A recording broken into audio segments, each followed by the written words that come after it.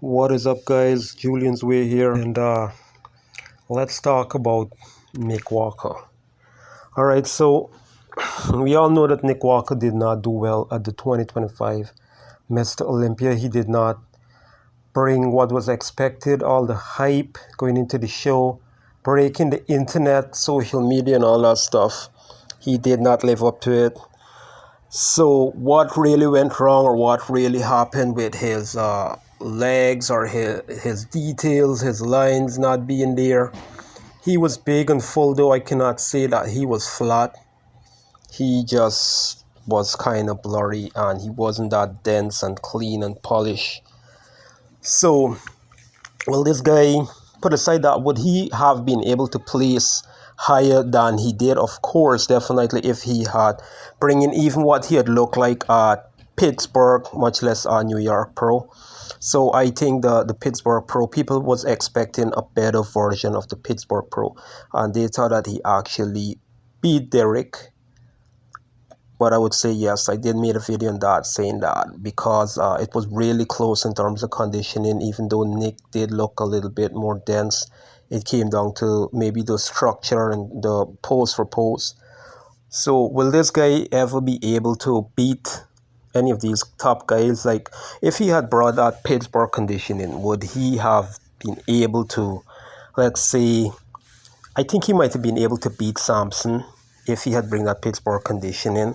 I think people would have wanted to see him right there up with Hardy, especially, and the rematch with Derek. That's what people was hoping for. People was hoping that he would probably slice through these guys easy and cut through them right up to the spot. For when he had come out, it would have just been a giveaway. Like Big Ramy coming out in 2020, like definitely a giveaway. You know, that's the guy to take the show, and that did not happen. Would he have been able to beat Andrew Jack? That version of him, I do not know. Maybe, maybe not. It would have been close. Maybe I would have said the most he would have gotten is third with that physique. He would have had to bring a better version of the Pittsburgh Pro, definitely, to beat Derek and Hardy, because Hardy is known for his conditioning. But like I said, Hardy, some people might have said, he got robbed or something had happened, or favoritism or politics and all that stuff. I do not think so. Like I said, Hardy's physique, Derek just has a more, with his small waist, he just looks more like that comic book, that 3D look, while Hardy has more like a monster kind of thick, dense, shredded peel look. But like I said, the judges are not looking only at conditioning, because last year he would have walked away with that show. I believe he would have taken it away from Samson, because he was still the most shredded guy there. But yeah, I do not know if Nick Walker will ever really win the Mr. Olympia, considering that his shape is not, in my opinion, not the best shape. Like, he has the least best shape there in the top six that we saw. Like, even Martin was looking better than him. But the judges did say, after the Pittsburgh Pro, can he win it? Yes, he can win it. But I do not know. Maybe this guy needs to wear a waist trainer all day, every day. And I wouldn't want to say be a little bit more humble, because, I mean, sometimes he does come off cocky and a little bit arrogant, and that's just him. But other than that, I think he's a cool guy, his relentlessness and all that stuff. Yeah, I really give him props for that, and creating that hype leading up into the show. I think he was the most hype athlete coming into the entire Mr. Olympia, and there was also a couple of guys from the classic physique and all that, but he was the most hype person there. But that is not enough, because the people's champ, the people's favorite person and all that, or who they had winning, none of that matters in that moment when you get on that stage. So it all comes down to that.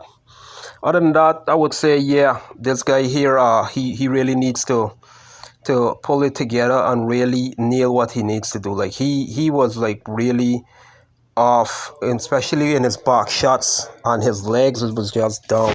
But I mean, he did improve at the finals. He did look better. He did try his best to improve, but he couldn't catch up, man. These guys were way ahead of him. There was no catching up. Even everybody, I think even Samson improved a bit at the finals, but I think the numbers were already there.